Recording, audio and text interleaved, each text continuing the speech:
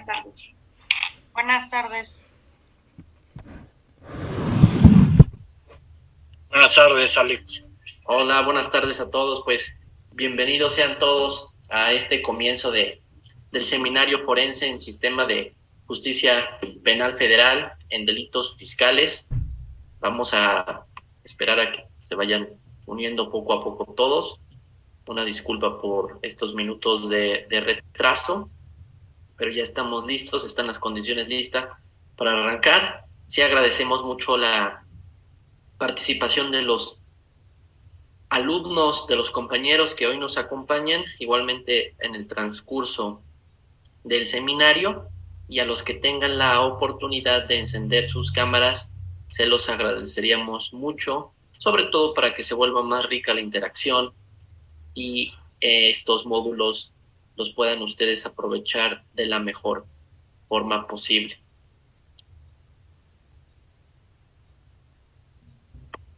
Pues bien, muchas gracias, Hugo Alejandro, maestra Erika, estimado Rómulo, Armando Rivera, Elizabeth y los demás que nos acompañan y van prendiendo sus cámaras poco a poco en medida de lo posible.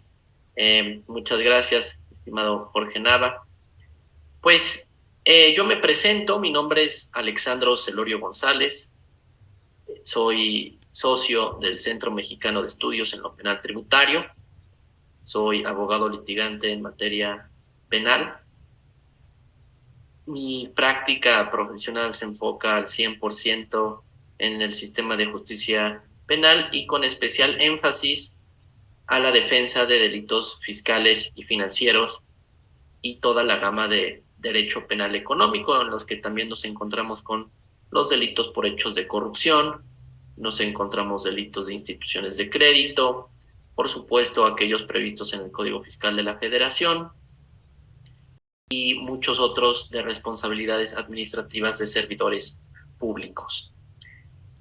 El seminario forense es un espacio académico que busca, a través de 5 módulos, que ustedes profundicen sus conocimientos en materia procesal penal, con especial atención a la investigación, a la defensa, al procesamiento y al litigio de delitos fiscales y financieros. El seminario forense se integra de 5 módulos. Cada módulo se imparte en 2 sesiones, viernes y sábado. Las sesiones de viernes son de 5 a 9 de la noche y las sesiones del sábado arrancan a las 9 y concluyen a la 1 de la tarde. En el primer módulo está a cargo del doctor Jesús Agustín Celorio Vela, en donde expondrá respecto el conocimiento de la ilicitud tributaria. Abordará las facultades de fiscalización y la formulación del requisito de procedibilidad en delitos fiscales. El esqueleto, la arquitectura académica de nuestros módulos responde naturalmente al procedimiento penal. Nos encontraremos en el módulo 2 con la etapa de investigación inicial. Posteriormente, en el módulo 3, abordaremos todo el tema de judicialización, formas de conducción del imputado al procedimiento, audiencia inicial e investigación complementaria. Posteriormente abordaremos la etapa intermedia, todos los temas relacionados con admisión y exclusión probatoria, con un especial énfasis al secreto bancario y fiscal, para finalmente aterrizar en el módulo 5, en donde se va a dar etapa de juicio oral, técnicas y estrategias de litigación en delitos hacendarios.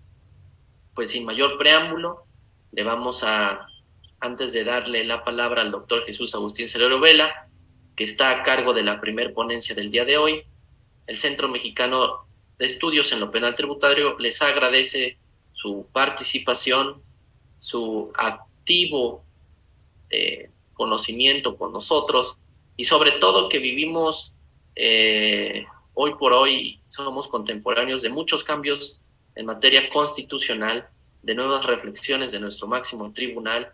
Hoy sesionó la Corte Interamericana de Derechos Humanos en lo que puede llegar a implicar una reformulación de la arquitectura del sistema jurídico mexicano propiamente como lo conocemos. Pues bien, brevemente leeré la síntesis curricular del doctor Jesús Agustín Celorio Vela. El doctor Jesús Agustín Celero Vela es abogado egresado de la Escuela Libre de Derecho.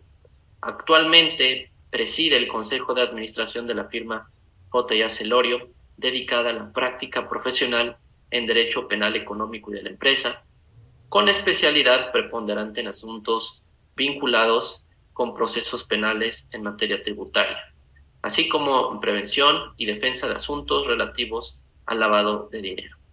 El doctor Jesús es miembro de la Academia Mexicana de Derecho Fiscal, en la cual se desempeña como presidente de la Comisión de Derecho Penal Fiscal. Al igual, es miembro del Ilustre y Nacional Colegio de Abogados de México, de la Asociación Nacional de Abogados de Empresas, ANADE, Asociación Nacional de Especialistas Fiscales, Delegación Quintana Roo, ANEFAC. Asimismo, de la Barra Mexicana, Colegio de Abogados, de la Asociación Iberoamericana de Derecho Penal Económico y de la Empresa, del Centro Europeo de Estudios en lo Penal Tributario y socio honorario del Centro Argentino de Estudios en lo Penal Tributario, centro de estudios hermano del Centro Mexicano, por supuesto. El doctor Jesús ha participado en diversos eventos académicos en universidades de Argentina, Colombia, Estados Unidos, España. Es coordinador académico dentro de los cursos de verano, perfeccionamiento sobre prevención y represión del blanqueo de dinero, responsabilidad criminal de las personas jurídicas y fraude fiscal, que se lleva a cabo cada año en la Universidad Santiago de Compostela, en España. El doctor Jesús Agustín Celero Vela, en su trayectoria, ha realizado diversas estancias en universidades españolas, entre otras la Complutense en Madrid, Cantabria, Salamanca, Santiago de Compostela y Castilla-La Mancha. Pues bien, sin robarle más espacio y tiempo al ponente, le damos la más cordial bienvenida al doctor Jesús Agustín Celero Vela, quien será el docente encargado de impartir este primer módulo, y damos formal inicio a los trabajos del Seminario Forense en Sistema de Justicia Penal Federal en Delitos Fiscales. Adelante, doctor, muchas gracias. Muchas gracias, maestro Alexandro, y a todos ustedes, queridos amigos, por participar en este Seminario Forense en Sistema de Justicia Penal Federal en los Delitos Fiscales. Este seminario cubre una perspectiva de orden propedéutico en lo que es nuestro diplomado en proceso penal con perspectiva tributaria, que es un diplomado hermano del diplomado en Derecho Penal Tributario, que en este año vamos a celebrar nuestra sexta sesión, nuestra sexta generación en Derecho Penal Tributario, donde se observa y se analiza toda la materia sustantiva al respecto. El día de hoy, como lo ha comentado el maestro Celorio González, y el día de mañana estaremos desarrollando el módulo 1 de nuestro seminario forense, que se denomina el conocimiento de la ilicitud tributaria, de las facultades de fiscalización a la formulación del requisito de procedibilidad. Entrando en materia, queridos amigos, lo primero que tenemos que decir al respecto es que en el mundo tributario, ya empezamos por favor, en el mundo tributario, el procedimiento base esencial para conocer la ilicitud tributaria es, sin lugar a dudas, los procedimientos de gestión o de fiscalización que lleva a cabo la autoridad tributaria.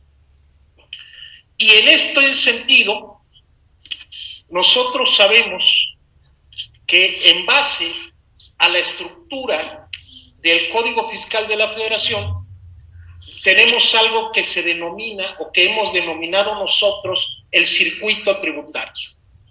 Y el circuito tributario es las diferentes estructuras alrededor del mundo fiscal en nuestro país.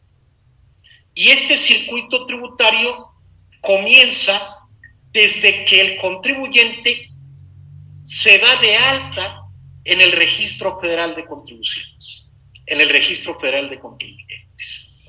Y empieza este circuito a generar una rueda de las diferentes etapas que integran el sistema tributario, donde va a destacar de manera singular el procedimiento de fiscalización. El procedimiento de fiscalización. Y para que ustedes vean reflejado este aspecto, en este momento voy a presentar esta lámina para que le tomen ustedes captura de pantalla, que es el circuito tributario de acuerdo a la visión que nosotros tenemos en el Centro Mexicano de lo que serían, en lo general, estas actividades de orden tributario. En un momento lo presento. Adelante, por favor, Incha Carolina. Este circuito tributario, en lo que se ubica esta lámina, este circuito tributario inicia, como lo he comentado, con el registro del sujeto contribuyente en el Registro Federal de Contribuciones, en el Registro Federal de Contribuyentes. Y va dando la vuelta de manera similar a una rueda de la fortuna. ¿Qué pasó acá? Permítanme un momento, por favor, porque necesito exhibir esta lámina. Y en base al desarrollo de este circuito tributario, se van dando las diferentes actividades al interior del desarrollo del sistema fiscal mexicano. Ojalá encontremos rápido esa lámina. ¿Qué pasa, pues, en ese momento? En el momento de el procedimiento de fiscalización.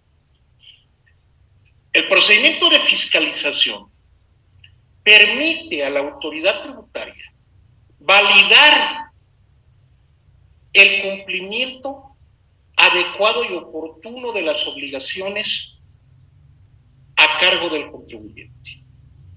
En base a ese principio registrado en el artículo 31, fracción cuarta de la Constitución, es un principio de solidaridad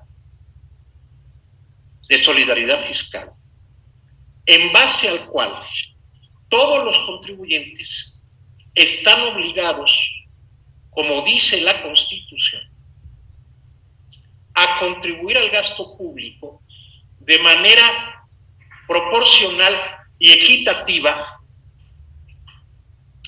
Permítame un momentito, por favor.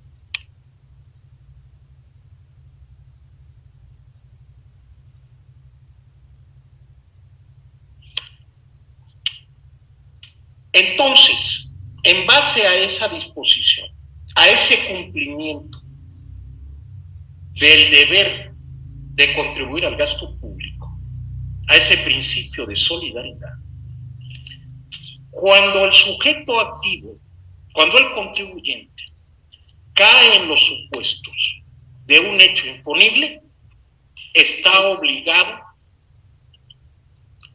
no solamente a contribuir al gasto público, que es el momento de cancelación de la cuota tributaria, sino está obligado a generar la determinación, declaración y pago de la cuota tributaria. En nuestro país, la base del sistema tributario está dada por el artículo 6 del Código Fiscal, que establece la autodeterminación de las obligaciones a cargo del contribuyente. Este es el circuito tributario. Vean ustedes cómo se van dando diferentes aspectos alrededor de el circuito tributario. Desde que el contribuyente se da de alta en el RFC, expide comprobantes, lleva una contabilidad donde registra sus operaciones, presenta sus declaraciones, se determina un resultado fiscal, y ese resultado fiscal que es declarado, que es cancelado, que es liquidado, la autoridad puede llevar a cabo facultades de gestión y facultades de fiscalización. Entonces, la base, pues, en el sistema mexicano la da el artículo 6, que dice, en el párrafo tercero del artículo 6, nos dice que corresponde a los contribuyentes la determinación de las contribuciones a su cargo. Dice, salvo disposición expresa en contrato. Entonces, en base a este párrafo, se da el principio básico del sistema mexicano. El contribuyente debe de autodeterminarse, y esa autodeterminación implica generar el resultado fiscal, declarar el resultado fiscal, determinar la cuota tributaria a cargo del contribuyente y pagar la cuota en su caso que resulte. Principio asociado con el artículo 31, fracción cuarta constitucional, con el tercer párrafo del artículo 6. En ese sentido, lo que sucede con el contribuyente, cuando el contribuyente presenta su declaración jurada, autodeterminada, donde calcula, primero determina su resultado fiscal, calcula su cuota tributaria, liquida su cuota tributaria, entonces surge el derecho de la autoridad tributaria a revisar el cumplimiento adecuado de las obligaciones que el propio sistema fiscal le permite, y en ese sentido el propio Código Fiscal en el artículo 42 establece las facultades de fiscalización de que dispone la autoridad para validar si esa declaración, si ese resultado fiscal realmente está pegado al cumplimiento real, oportuno, de la cuota tributaria que resulta a cargo del contribuyente. Y esto, queridos amigos, se lleva a cabo en base a las facultades de comprobación que están contenidas principalmente en el artículo 42 del Código Fiscal de la Federación. El artículo 42 y siguientes, que establecen la facultad de comprobación, permite a la autoridad llevar a cabo esa fiscalización de diferentes maneras o con diferentes procedimientos. El primero y el más recurrente, que todos ustedes conocen, son las visitas domiciliarias. Contenido, claro, en el artículo 42, fracción segunda del Código Fiscal de la Federación, que establece que las autoridades fiscales, para comprobar que los contribuyentes, los responsables solidarios, los terceros, los asesores fiscales, las instituciones financieras, las fiduciarias, los fideicomitentes, los fideicomisarios y las partes contratantes de cualquier otra figura jurídica han cumplido con las disposiciones fiscales o aduaneras, dice en principio la ley.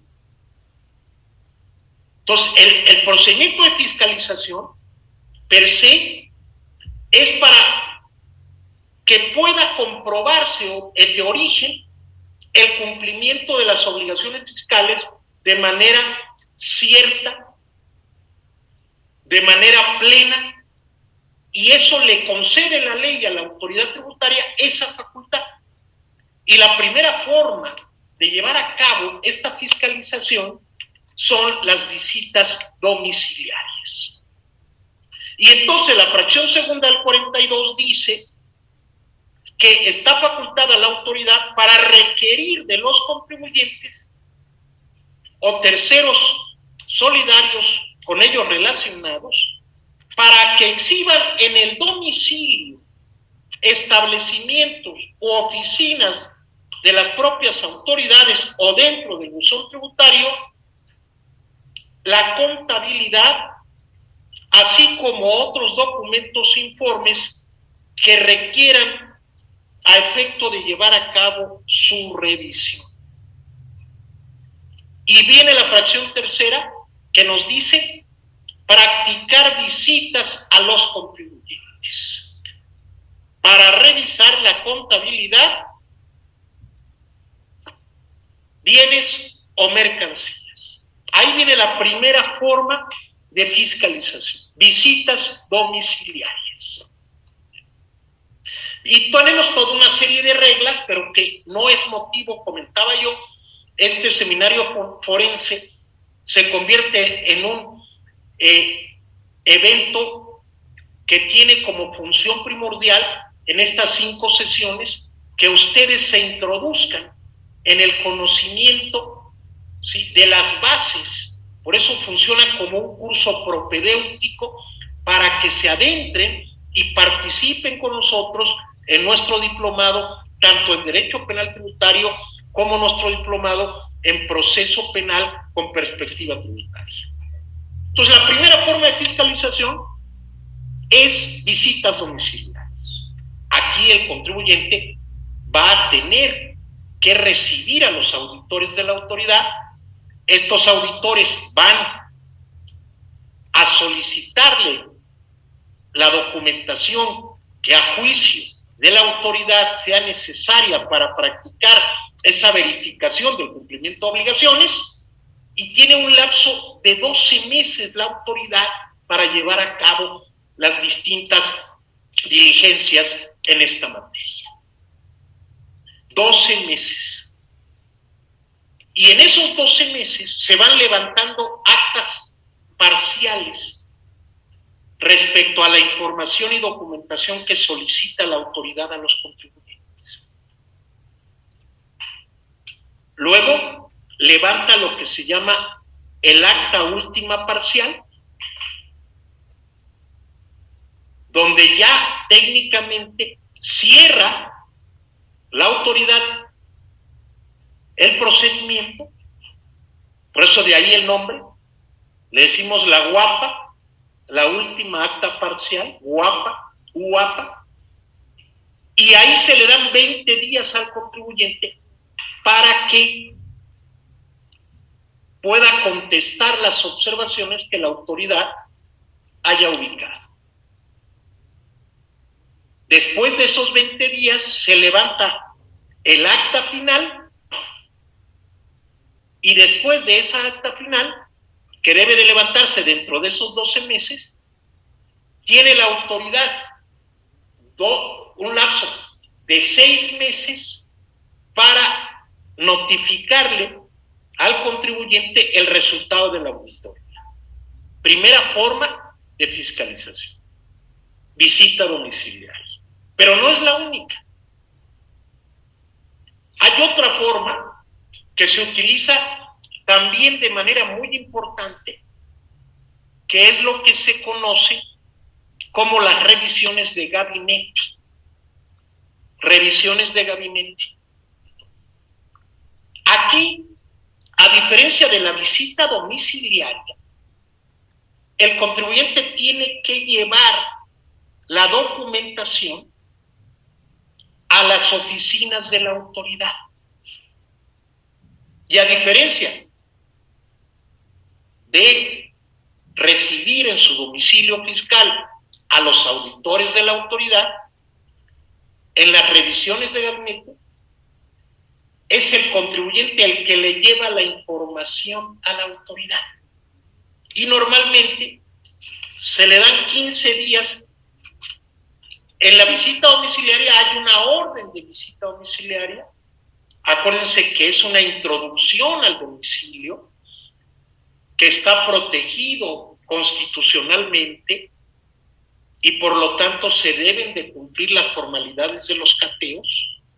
En el artículo 16 de la Constitución se establecen los requisitos de un cateo y los mismos requisitos del cateo son los que deben de llevarse a cabo en la visita domiciliaria. En la revisión de gabinete, comentaba yo, es en el domicilio de la autoridad donde se lleva la documentación para que sea revisada directamente, ¿sí? Y el artículo 48 del Código Fiscal también aquí establece las revisiones de gabinete y dice que cuando las autoridades fiscales soliciten, ¿sí?, documentación, informes, datos o documentos, o pidan la presentación de la contabilidad fuera de una visita domiciliaria, se estará lo siguiente. Y aquí vienen los requisitos de esta segunda forma de fiscalización que desarrolla la autoridad. Y entonces se le notifica al contribuyente, pero es una solicitud de información y documentación. Y se le indica el plazo que tiene para presentar la información en las oficinas de la autoridad. A diferencia de la visita domiciliaria, donde el documento base, como hemos dicho, son las actas que se van levantando hasta llegar a la última acta parcial, y después del plazo para contestar las observaciones tenemos el acta final. Aquí no hay actas. Aquí se entrega la documentación la revisa la autoridad, si no está completa te sigue requiriendo, es el mismo plazo de los 12 meses, pero a diferencia de la última acta parcial o del acta final, aquí lo que se hace es que se levanta un oficio de observaciones que se le da a conocer a la autoridad. Todo esto lo pueden ustedes revisar en el artículo 48 y el artículo 48A del Código Fiscal. Una tercera forma de fiscalización la tenemos en el artículo 42, fracción novena. Y esto es lo que se denomina las revisiones electrónicas. Y entonces, cuando la autoridad ya tiene información respecto a ciertas observaciones de manera específica en determinados rubros o conceptos respecto a una o varias contribuciones, en términos de la fracción novena, practica revisiones electrónicas a los contribuyentes. Esta ya es una forma completamente sumaria de llevar a cabo la fiscalización y la validación del cumplimiento de obligaciones por parte de la autoridad tributaria. Y la base de este artículo, de esta fracción, del artículo 42, fracción novena, la tenemos en la manera en que se lleva a cabo. Está establecido en el propio código, en el artículo 53b, que establece el procedimiento para realizar estas revisiones electrónicas. La manera, el plazo, la forma, cómo se notifica. Aquí ya de antemano hay una determinación de crédito per se por parte del contribuyente a la que se puede adherir, un procedimiento por parte de la autoridad a la que se puede adherir el contribuyente. Estas tres formas de fiscalización, la visita domiciliaria, la revisión de gabinete, la revisión electrónica, también se asocia una cuarta, que es la revisión de dictamen emitidos por contadores públicos. Y esta forma está establecida en la fracción cuarta del artículo 42 del Código Fiscal, que establece, ¿sí?, que es facultad de la autoridad revisar los dictámenes formulados por contadores públicos sobre los estados financieros de los contribuyentes y sobre las operaciones de enajenación de acciones o cualquier otro dictamen que tenga repercusión para efectos fiscales y se relacione con el cumplimiento de disposiciones. Adicionalmente a esta cuarta forma, también tenemos otro modelo que son las auditorías que tienen que ver con operaciones en el extranjero.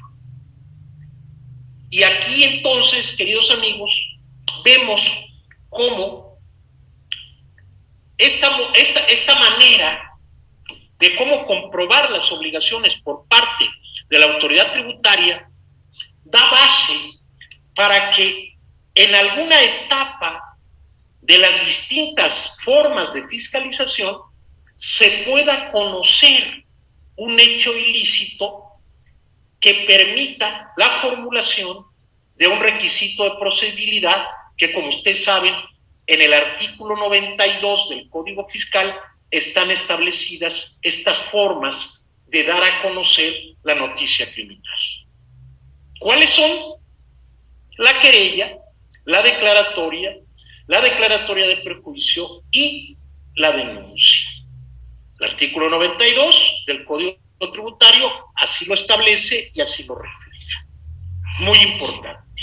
La siguiente lámina, por favor. Entonces, ¿cómo se conoce? ¿Cómo se conoce la ilicitud?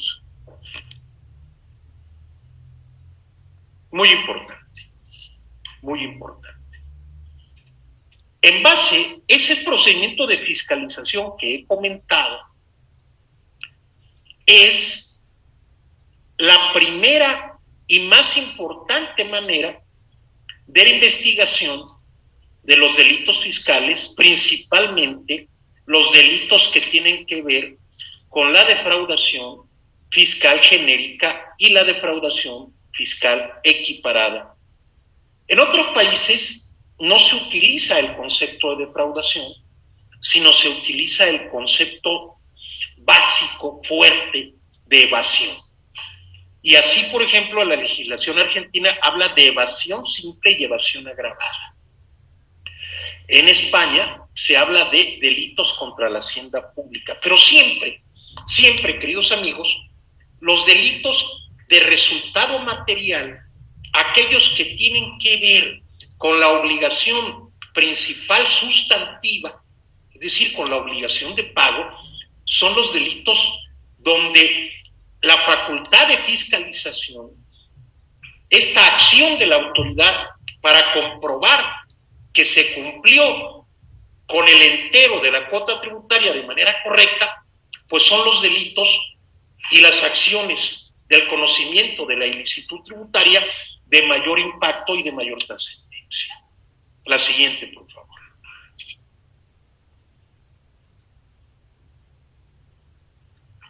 Ya platicé con ustedes de este procedimiento de fiscalización.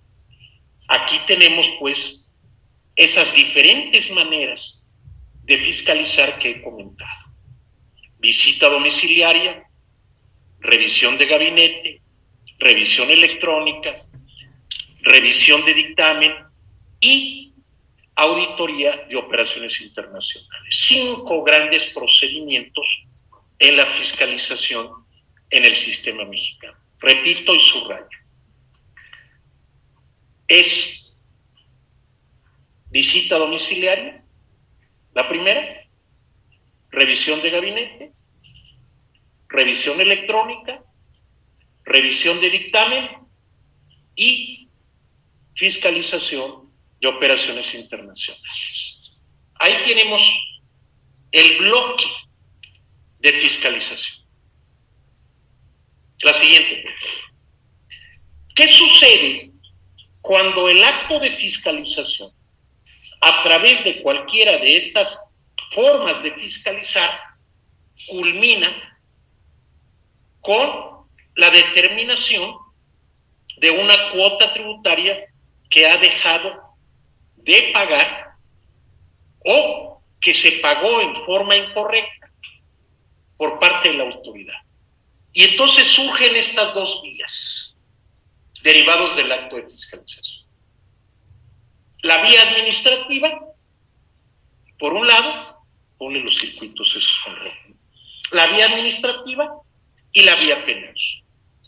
Si la autoridad considera que, derivado del acto de fiscalización, tenemos un problema de orden estrictamente de incumplimiento, no, primero nada más el primero, nada más de incumplimiento derivado de la vía administrativa, se emite el crédito fiscal y se siguen todas las etapas relacionadas con esa determinación. ¿Cuáles son?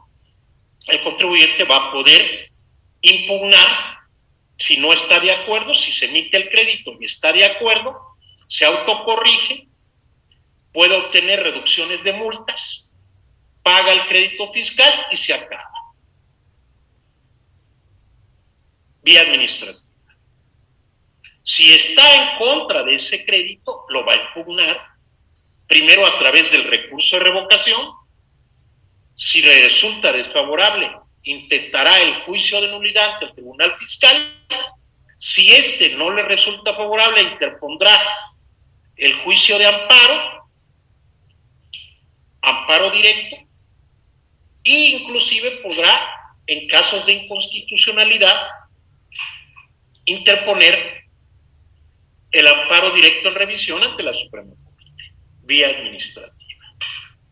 Pero si la autoridad, en ese procedimiento de fiscalización, conoce de un hecho ilícito que haya o que muestre el ardid o el engaño del contribuyente para no contribuir o dejar de hacerlo en X proporción, automáticamente surge la vía penal. Quitamos la administrativa y ponemos la penal. Otro color, no me gusta el rojo. Surge la vía penal. Y en esta vía penal, entonces, ¿qué pasa? Se cuantifica el perjuicio, se emite un dictamen, se envía a la Procuraduría Fiscal para que se formule la querella correspondiente. Esto es, pues, la vía de la ilicitud tributaria. Se lleva a cabo, reitero, una evaluación, se detecta la ilicitud, se hace valer la ilicitud, se cuantifica, ya sea a nivel central o a nivel local, se envía al área central correspondiente. Para la cuantificación se emite un dictamen técnico contable y ya que se tiene todo el expediente, se envía a la Procuraduría Fiscal para el procedimiento correspondiente, el procedimiento correspondiente de la formulación del requisito de procedibilidad. ¿Mande?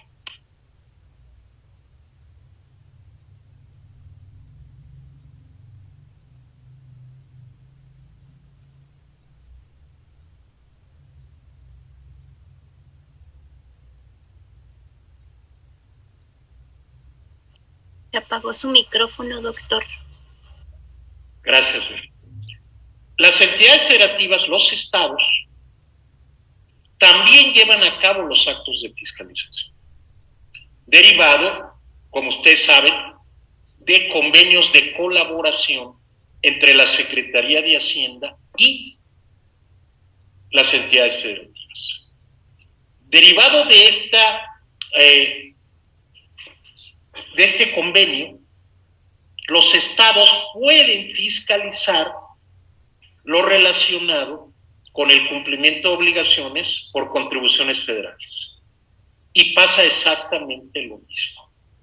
Si se da vía administrativa, en el caso de la Ciudad de México, la Secretaría de Finanzas, en las entidades federativas pueden ser o las tesorerías de los estados o las secretarías de Administración y Finanzas, dependiendo cómo se llamen, también llevan a cabo estos procedimientos de fiscalización.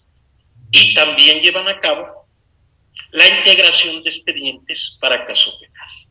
¿Cómo se conoce ese conocimiento de la ilicitud?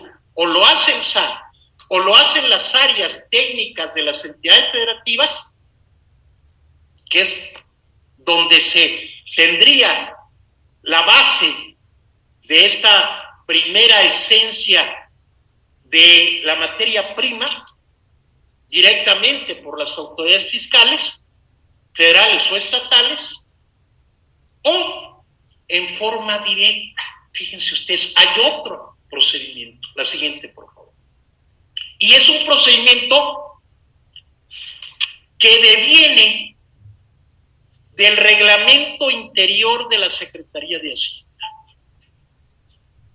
En el artículo 82 del reglamento interior de la Secretaría de Hacienda se establece la facultad exclusiva de formular querella por delitos de fraude fiscal a la Procuraduría Fiscal a través de la Dirección General de Delitos Fiscales.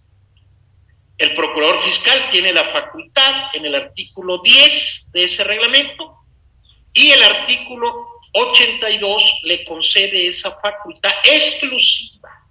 En este país nadie puede presentar una querella por fraude fiscal si no es la Dirección General de Delitos Fiscales de la Procuraduría Fiscal de la Federación. Absolutamente nadie. Y aparte de esa facultad exclusiva, también tiene la Procuraduría Fiscal una facultad concurrente con el SAT en los demás delitos, en el contrabando, los contrabandos equiparados, las presunciones de contrabando y los demás delitos comunes. ¿Cuáles son estos demás delitos comunes? Pues están regulados en los artículos del 110 al 115 del Código Fiscal. Artículos del 110 al 115 del Código Fiscal. Tenemos, por ejemplo, cambio de domicilio sin avisar al RFC, doble contabilidad, depositaría infiel, tráfico de facturas, etcétera. Esa facultad concurrente, evidentemente contrabando también, que está en el 102, el 105 del propio Código Fiscal, son facultades que la pueden ejercer tanto la Procuraduría Fiscal como el Servicio de Administración Tributaria. Siguiente, por favor. Pero también hay una actuación directa. Así como estoy comentando que el SAT y los estados, las entidades federativas pueden llevar a cabo esos procedimientos de fiscalización, también puede iniciar una actuación directa para el conocimiento de la ilicitud tributaria directamente la propia fiscal y la Fiscalía General de la República, sin que medie fiscalización. Eso es muy importante, queridos amigos. Estas dos autoridades La Procufiscal y la Fiscalía General de la República no necesitan de que el SAT o los estados inicien auditorías. Ellos pueden conocer, en base a sus facultades reglamentarias, pueden iniciar investigaciones para conocer la ilicitud tributaria. En el caso particular de la Procuraduría Fiscal, la Procuraduría Fiscal tiene una dirección de control contable, tiene sus propios peritos que hacen los informes y sin necesidad, reitero, de que intervenga el SAT o que intervenga un estado o entidad federativa, pueden llevar a cabo el inicio de una investigación y pueden posteriormente formular, en el caso de la Procuraduría Fiscal, formular directamente la noticia criminal, es decir, la querella ante la Fiscalía General de la República. Vuelvo a subrayar, sin necesidad de facultades de comprobación, sin necesidad de inicio de auditorías. Es algo muy importante que ustedes tienen que conocer y saber de esta situación. Y por el lado de la PGR, antes, ahora Fiscalía General de la República,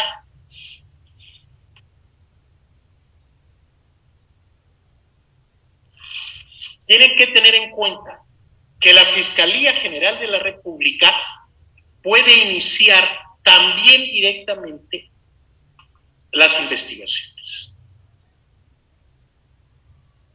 ¿Cómo se pueden iniciar? En forma directa, de acuerdo y de conformidad con el artículo 221 del Código Nacional de Procedimientos Penales. En México existe la posibilidad de las denuncias anónimas. Y hoy por hoy puede presentarse una denuncia anónima ante la Procuraduría Fiscal de la Federación o ante la Fiscalía General de la República para que inicien una investigación por actuación directa. Cualquier denuncia anónima inclusive que se presente, se tiene que investigar y se tiene que llegar a una resolución sobre esa investigación. En el caso de la Procuraduría Fiscal se presentan muchas denuncias directamente en el buzón de la propia Procuraduría Fiscal y están obligados a darle seguimiento a esas denuncias anónimas. En caso de resultar una ilicitud tributaria, ¿y qué se necesita? El RFC, el ejercicio, los hechos que se están tomando en consideración y que se ponen en conocimiento de la autoridad, y en el caso de la Fiscalía General de la República, si son directamente ante ellos donde se dan a conocer esos hechos, una vez que se investiguen, se ponen en conocimiento de la Procuraduría Fiscal para que sea la Procuraduría Fiscal de la Federación la que lleve a cabo la formulación de querella. Recuérdenlo, en este país la única instancia que puede formular querella por defraudaciones fiscales es la Dirección General de Delitos Fiscales de la Procuraduría Fiscal Federal. ¿De acuerdo? ¿Hasta aquí algún comentario, alguna consideración que quieran hacer?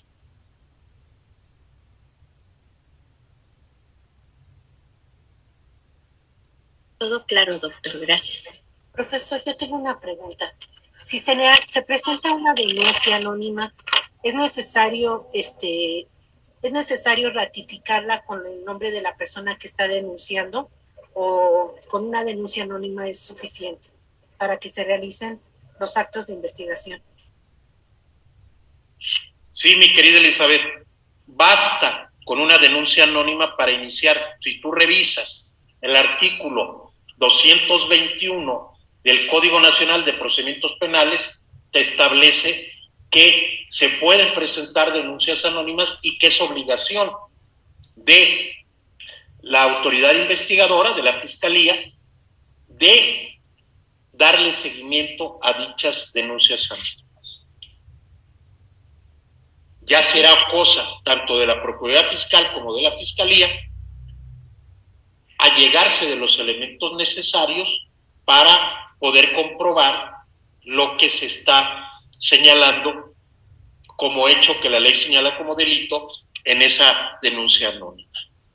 Buenas tardes, disculpe, gracias por su exposición. Mi pregunta es, y cuando se trate de otros delitos que no sean defraudación fiscal, que sea contrabando, por ejemplo, presunción de contrabando equiparado, ¿tiene que ser pues, esa misma autoridad?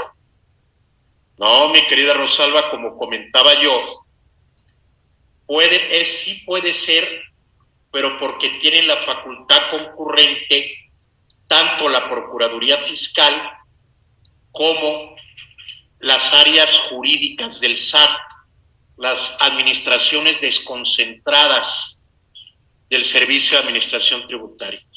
En el reglamento interior del SAT se tiene esa facultad reservada para las administraciones desconcentradas jurídicas, que a su vez la tiene la Procuraduría Fiscal de la Federación, pero por lo que sabemos es que se está generando todo lo que se conoce como delitos comunes, delitos fiscales comunes, que ya los comenté, el delito de contrabando, el de los delitos de cambio de domicilio, los delitos de doble contabilidad, los delitos de tráfico de facturas, los delitos de depositaría infiel, etcétera.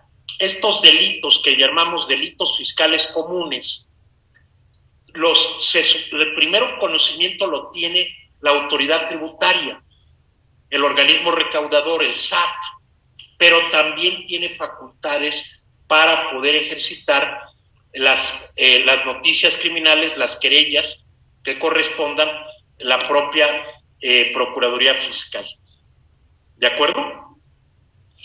Muchas gracias. Ok, respecto al requisito de procedibilidad que mencionó usted, que están establecidos en el artículo 92 del Código Fiscal de la Federación, ¿tiene que seguirse el procedimiento de manera estricta respecto al delito si se actualiza la fracción primera o segunda o tercera? Ahí viene exactamente, nos dice cada uno de los requisitos de procedibilidad, ya sea querella, declaratoria de perjuicio o denuncia, nos dice qué tipos penales requieren querella, qué tipos penales requieren denuncia, qué tipos penales requieren declaratoria de perjuicio o declaratoria de contrabando. En el propio 92 del Código Fiscal viene la aplicación directa a cada uno de estos requisitos y que se van a ver a profundidad el día de mañana. Muy bien, gracias. Sí. ¿Algún otro comentario o pregunta, compañeros?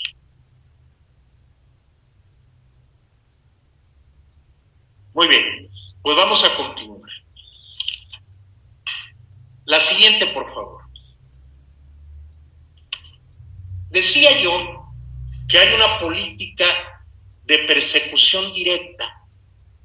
Esto a partir de la llegada al gobierno del licenciado Andrés Manuel López Obrador con la 4T, inclusive, como comentaba el maestro Alexander Celorio, se logró una incorporación del fraude fiscal por determinados montos, el tráfico de facturas, los contrabandos, como delitos de delincuencia organizada.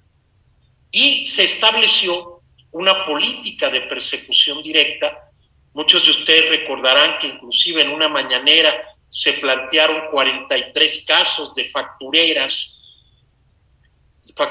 de alto impacto, de alto nivel de defraudación, Y entonces, posteriormente hubieron reformas al Código Fiscal para incorporar todo lo relacionado con el outsourcing como calificativas del delito de defraudación fiscal, pero preponderantemente en los temas de facturas y de outsourcing han cobrado mucha importancia en el acontecer de la política criminal tributaria, persecución directa, no solamente no esperar a que el SAT actúe o que el Seguro Social actúe, sino a través de esta coordinación entre la Secretaría del Trabajo, el Seguro Social, la Procuraduría Fiscal, el SAT, etcétera, grupos interinstitucionales para combatir el tema de la defraudación fiscal y los delitos de facturación. Me permitan un momento, por favor, voy a hacer un pequeño receso y ahorita regreso.